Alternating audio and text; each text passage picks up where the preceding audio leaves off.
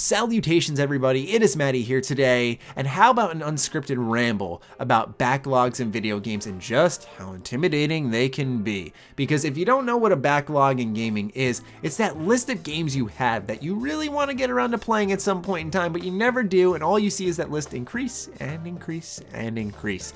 And so I've had this conundrum as of lately, and it's become increasingly frustrating, and I just wanted to vent about it, talk to you guys about it, because for me, I'm sitting here thinking one day I want to go on my PS2, I want to play NHL Hits, I want to play MLB Slugfest 2004, I want to play Tak and the freaking Power of Juju, dude, but I can't because I have to remain current for my job. My issue is that I need to remain current with all these games because I like to review, I like to critique, and in order to critique properly, I do have to remain modern, and video games are such huge investments. It's not like a movie where I can sit down in a day and crank out like 5 movies. A game is a time investment where you're putting hours and hours of each day into it to hopefully beat it, where you really have to dedicate spare time anytime you can to finishing it. For me, I don't really watch TV or movies anymore because anytime I sit down, I feel guilty. I'm like, damn, I could be catching up on this game. Damn, I could be beating this game right now. And so I'm stuck right now where I'm trying to remain modern in order to help further my channel, which has been working, but also those moments where I just want to be a gamer, right? And just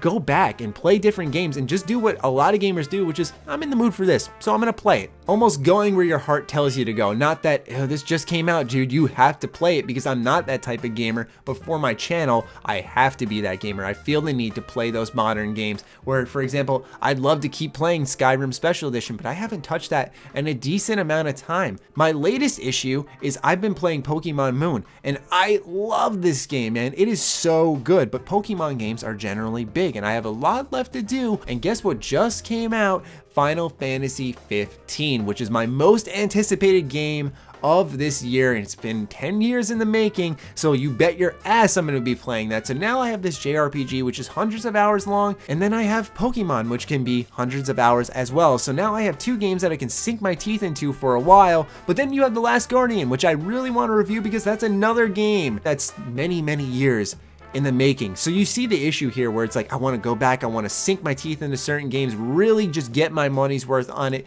until I feel satisfied. And I do play games until my satisfaction, but I almost always walk away now with this feeling of, you know, I really should go back for more. I should just sit back and do a little bit more in that game because I really enjoyed myself. For example, the recent Black Friday and Cyber Monday deals where we're buying all these games on sale. I've seen people walking out of the store with 5, 6 games at a time, and I'm sitting there thinking like, dude, you're not gonna play it. This is like the Steam sale physically though. And that's another thing I think a lot of us can relate to is the Steam sales where you buy a game because that deal is just too good to pass up, but you never touch it. Pillars of Eternity is one I always go back to. It's that game that I installed and never freaking played. I don't know what's wrong with me. Who installs a game and doesn't play it? But then there's moments of hope. For me, I purchased during the summer Zero Escape Virtue's Last Reward, a fantastic visual novel game, about a 40-hour game, easy platinum trophy, but a fantastic adventure. I didn't really touch it until just about a month ago, and I beat it in a few weeks, so that really showed myself that, you know what, you can buy these games and just find the time for them, and as you whittle down that backlog,